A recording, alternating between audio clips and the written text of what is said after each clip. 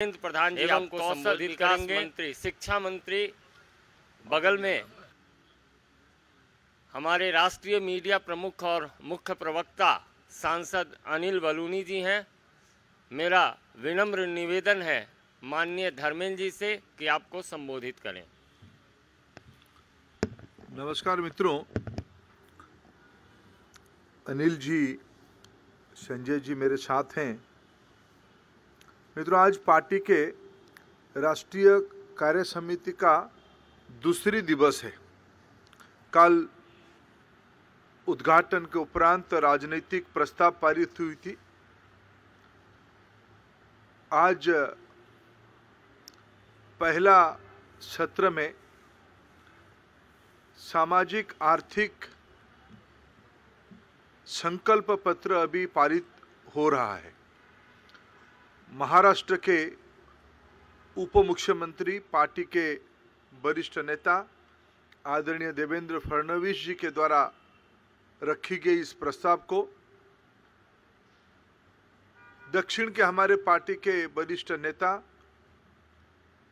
संसदीय व्यापार तथा विदेश विभाग की राज्य मंत्री आदरणीय वी मुरलीधरन जी और हरियाणा के पार्टी के लोकसभा के सदस्य आदरणीय बहन सुनीता दुग्गल जी ने समर्थन किया।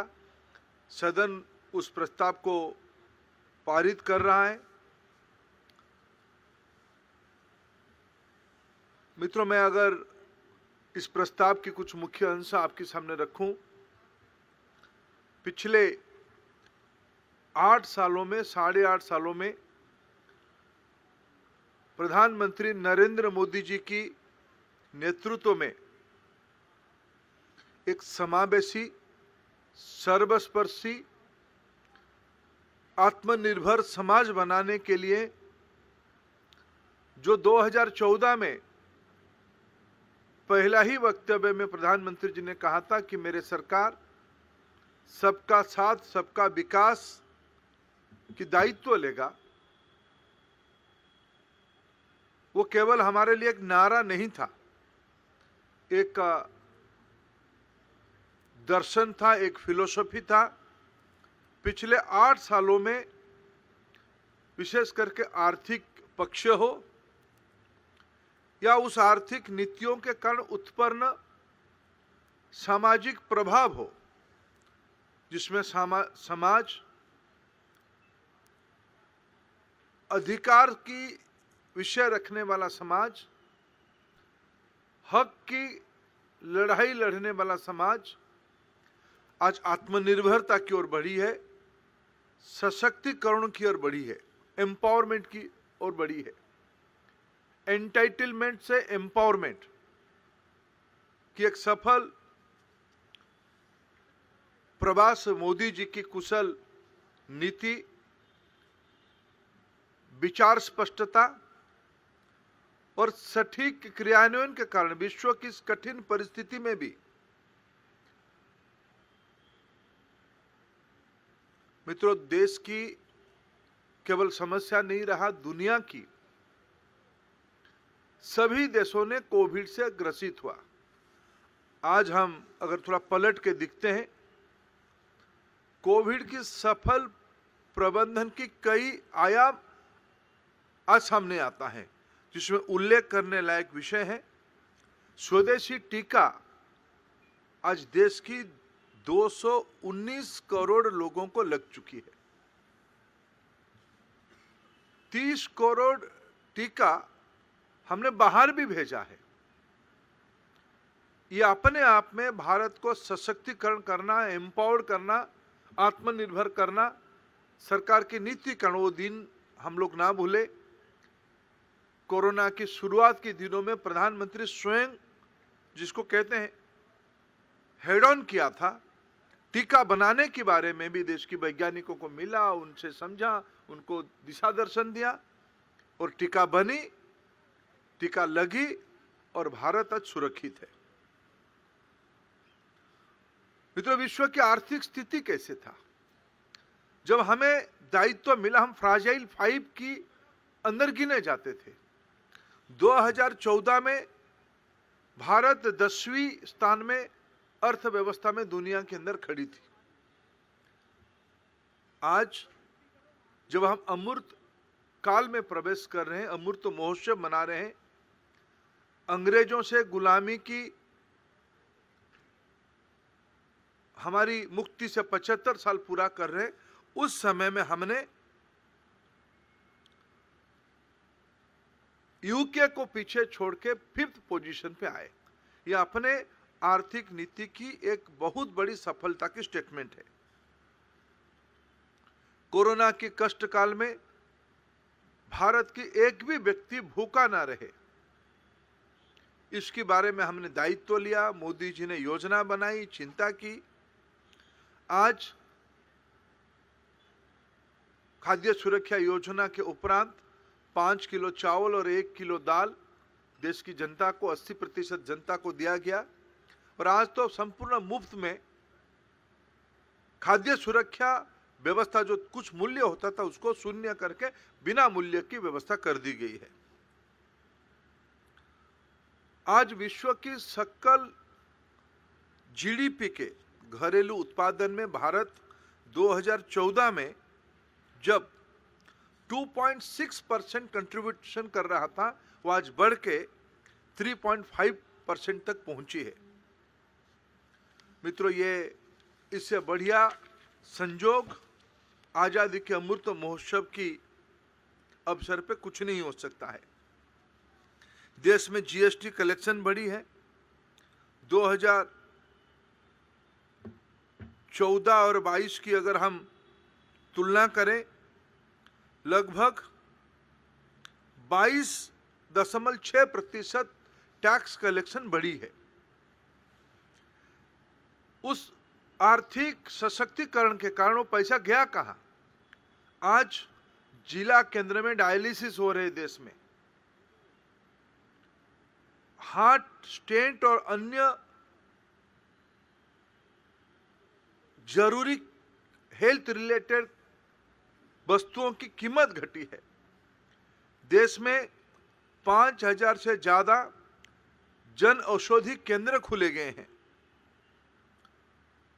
आज देश की 16 करोड़ छोटे उद्यमी 7,74,000 करोड़ रुपया की मदद मुद्रा योजना में सरकार के कारण ले पाए हैं।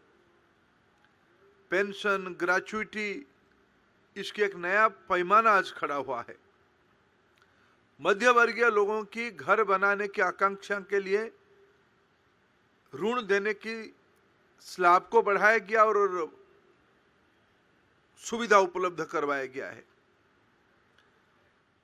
किसानों की बारे में समग्रता से चिंता करना, किसान की मार्केटिंग फैसिलिटी बढ़े, किसान की उत्पादित चीजों को सटीक मूल्य मिले, इसकी कई योजनाओं को आज सामने लाया गया है।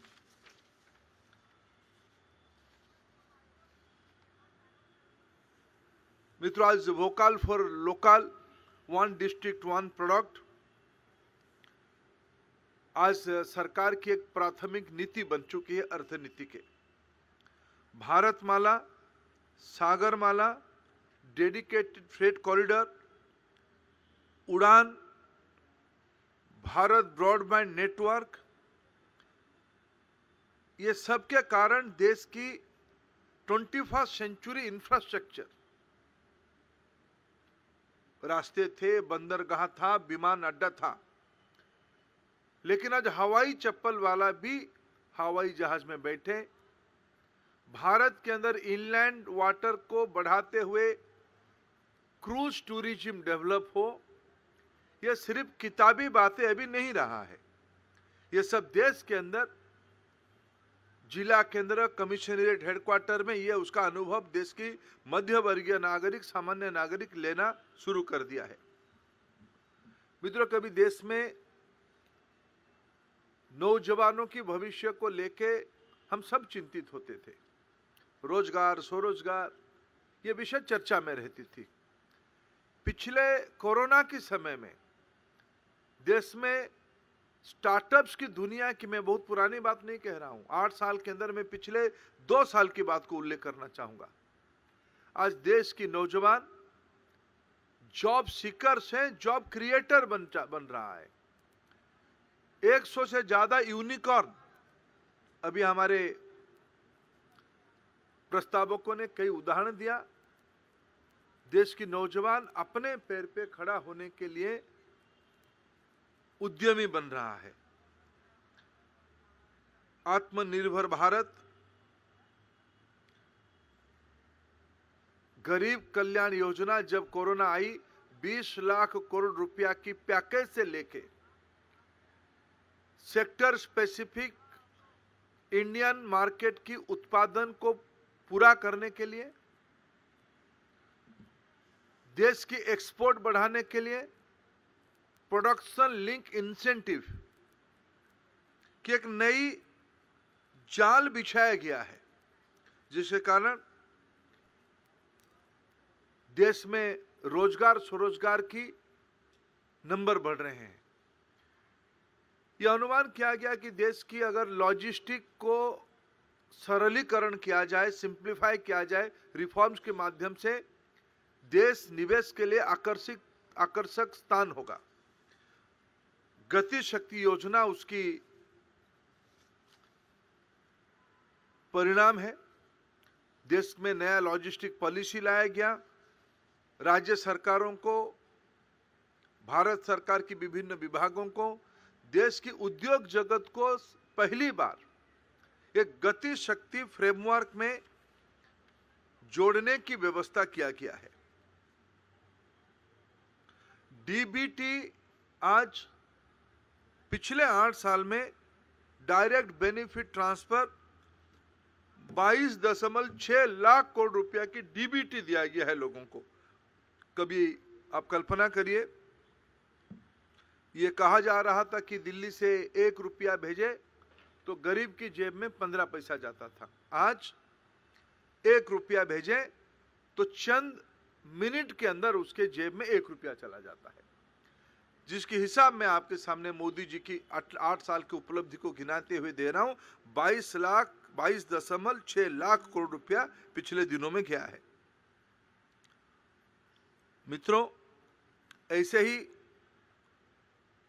एकलव्य विद्यालय माध्यम से विशेष करके वनवासी आदिवासी लड़कों को, लड़कियों को पढ़ाने के लिए, खेल में उत्कृष्टता खड़ा करने के लिए आज 700 से ज्यादा एकलव्य विद्यालय खड़े किए जा रहे हैं।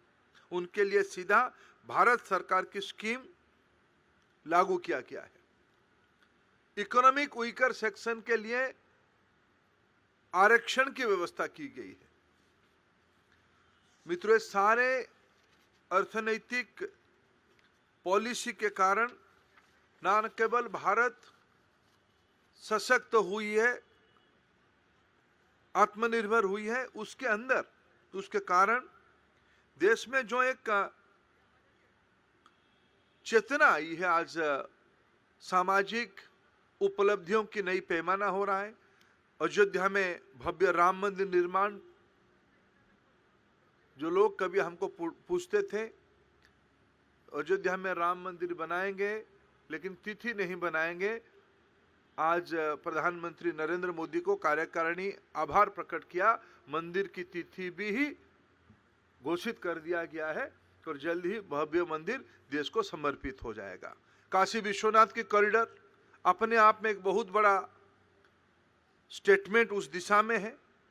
सोमनाथ की विकास कार्य, हिमालय में केदारनाथ धाम की पुनर्निर्माण, केदारनाथ बद्रीनाथ तीर्थ क्षेत्र की तमाम विकास कार्य की जा रही है। पहली बार 4 धामों की road network, Kartarpur Sahib corridor की सफलतापूर्वक श्रद्धालुओं के लिए खोला गया है। हेमकुंड साहिब और गिरनार की रोपवे में जोड़ा गया है। उज्जैन में भव्य महाकाल लोक को प्रधानमंत्री जी ने इन दिनों में लोकार्पित किया है। प्रसाद योजना के तहत बाबा बैद्यनाथ धाम देवघर में आधुनिक सुविधाएं का विस्तार किया गया है। मोढेरा के सूर्य मंदिर को हेरिटेज लाइटिंग यानी सोलार लाइट से, सोलार एनर्जी से लाइटिंग की व्यवस्था किया गया है। मां महाकाली शक्तिपीठ और जैन विरासत के लिए प्रसिद्ध गुजरात की पावागढ़ की पुनरुद्धार किया गया है। स्वदेश और प्रसाद योजना के तहत देश की पर्यटन की एक नया डेफिनेशन किया गया है और इस सामाजिक जागृति में प्रधानमंत्री जी ने कई बार उसको बड़े विनम्रता के साथ लोगों को अपील किया है, हमें गुलामी की मानसिकता से बाहर आनी है। दिल्ली की राजपथ को अंग्रेजों ने हमारे ऊपर राज किया था। आजादी के अमृत महोत्सव ने प्रधानमंत्री जी ने उस राजपथ की नाम को बदल के कर्तव्य पथ किया है। नेताजी सुभाष चंद्र बोस जी की भव्य प्रतिमा आज उस राजपथ की शोभा बढ़ा रही है। मित्रों, आज डिजिटल इनिशिएटिव्स के कारण विश्व में जो नया लीडरशिप इमर्ज कर रहा है, भारत धीरे धीरे एक उत्पादनकारी अर्थव्यवस्था की ओर बढ़ रही है डिजिटल कैपेसिटी के कारण। कोविन ऐप उसकी सबसे बड़ा उदाहरण है। दुनिया में यह व्यवस्था कहीं नहीं है। टीका लगाओ और सेकेंड्स के अंदर आपकी मोबाइल फोन पे डिजिटल सर्टिफिकेट आ जाए, जिसको आप प्रिंट आउट करके आपकी देश दुनिया में जाने आने में, देश के अंदर जाने में कोई दिक्कत ना हो। इससे लेकर आज देश में भारत डिजिटल ट्रांजैक्शन में दुनिया की लीडर बना हुआ है। आज अगर 100 रुपया डिजिटल ट्रांजैक्शन होती है दुनिया में, तो 40 रुपया केवल भारत में ही होती है। दिसंबर महीने में डिजिटल ट्रांजैक्शन की नई ऊंचाई हम सबको अनुभव दिया है। यह केवल ट्रांजैक्शन नहीं हो रहा है, भारत की लोगों की टेक्नोलॉजी अडेप्टेबिलिटी। सामान्य लोगों, जब प्रधानमंत्री जी ने 7 साल पहले ये कहा था हम डिजिटल इंडिया की इनिशिएटिव लेंगे, तब लोगों ने उनको, हमारी राजनीतिक प्रतिद्वंदियों ने ना समझ के, जैसे उनके अभ्यास रहता है, गाली दे देना, उन्होंने टिक्का किया था, परिहास किया था। वो आज उसका आनंद ले रहे हैं। मित्रों, मैं खुद के अनुभव बताऊं तो 1 जनवरी को मैं खुद ही कहीं ट्रैफिक में फंस के जब गाड़ी से उतर के ऑटो में गया, मेरे चिंता पहले आई। ऑटो में तो बैठ गया, कैसे मैं उसको उसकी भाड़ा दूं। मेरे पीएसओ को पूछा आपके पास भाड़ा है क्या? बोला मेरे पास भी कैश नहीं है। फिर हमने उनको पूछा, हमारी दुविधा को ध्यान में रखते हुए कोई चिंता मत करिए, वो पूछा हमको आपके पास फोन पे पेमेंट करने की व्यवस्था है कि नहीं है। मेरे पास तो नहीं था, मेरे पीएसओ के पास था। हमने 100 रुपया की पेमेंट 1 जनवरी को पे करके मैं सुखद अनुभव लिया। ये भारत की नई डिजिटल कैपेसिटी की सबसे बड़ा स्टेटमेंट है। भारत में कहीं भी जाइए, वो रेडी पटरी वाला से लेके हाई वैल्यू की ट्रांजैक्शन की पेमेंट डिजिटल प्लेटफॉर्म पे हो रही है। आने वाले दिनों में विश्व की अर्थनीति भारत की इस मॉडल को अडॉप्ट करने वाला है। मित्रों, आज सुखद संयोग है, वैश्विक नेतृत्व भारत ले रहा है। आज एक अलग से प्रस्ताव पारित हो रहा है, लेकिन आज एक ही लाइन में कहूं, आज इस प्रस्ताव ने, अर्थनीतिक सामाजिक सशक्तिकरण की इस प्रस्ताव ने G20 की सफल प्रेसिडेंसी के लिए, जिसकी काम अभी शुरू हुआ है, प्रधानमंत्री जी के नेतृत्व को सराहना किया है, उनको प्रशंसा किया है। मित्रों, मैं अगर एक विषय पे आज की हमारी अर्थनीति और सामाजिक सशक्तिकरण की इस प्रस्ताव में कहूं, भारत एक समय में एक कुंठित अर्थव्यवस्था के रूप में जाना जाता था। आज भारत में कोई नीति बनती थी तो चंद लोगों के लिए नीति बनती थी, उसके लिए मारामारी, उसके लिए व्यग्रता, उसके लिए सारे बाकी चीज होता था।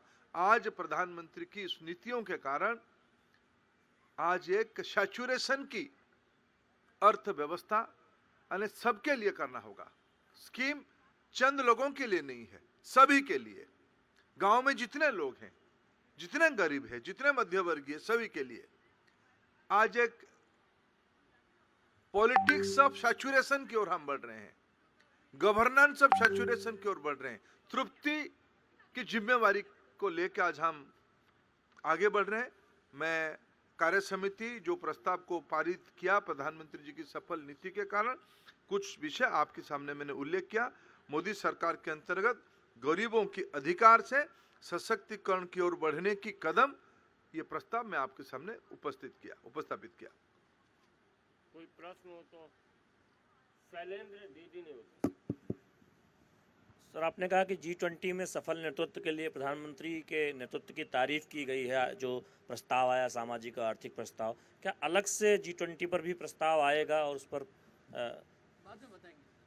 आएगा। जयशंकर जी उसकी प्रस्ताव एक कर रहे हैं। विकास चंद्रा, न्यूज़ नेशन।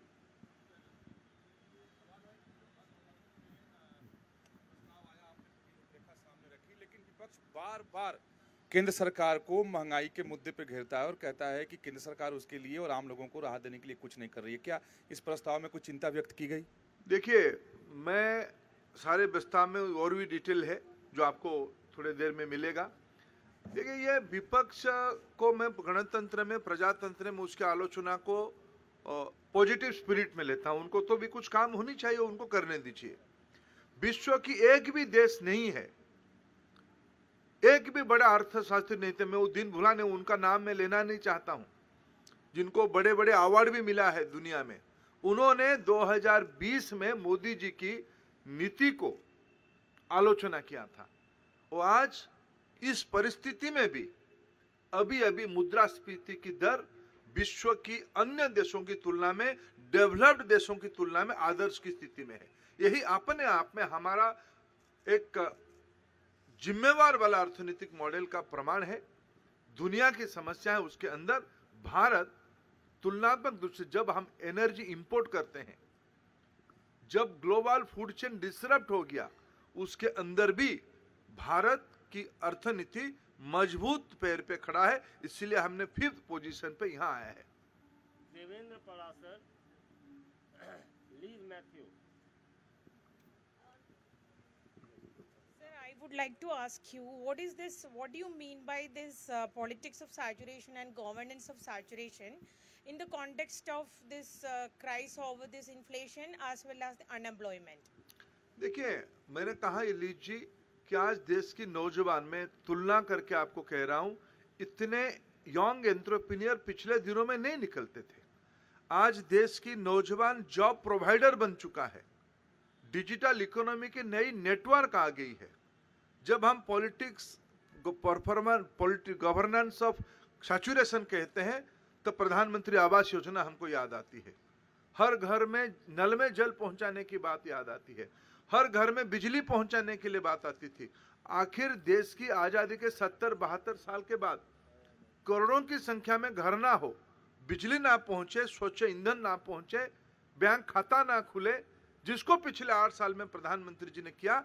और इस बीच में मैं खुद ही का एक विषय भूल गया, राष्ट्रीय शिक्षा नीति भी हमारी नव जागृति का एक बहुत बड़ा सुधार की पॉलिसी है। इसी को हमने कहा, विशेष करके जो 2-3 उदाहरण मैंने बताया, price rise, inflation, all these are global issues.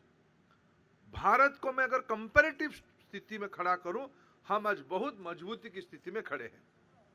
मित्रों, अभी कार्य समिति चल रही है, इसलिए आग्रह होगा, 2 लोग एक साथ बैठे हैं, विकास भदौरिया जी और अमित जी, शायद संयुक्त ही प्रश्न है, ले रहे हैं।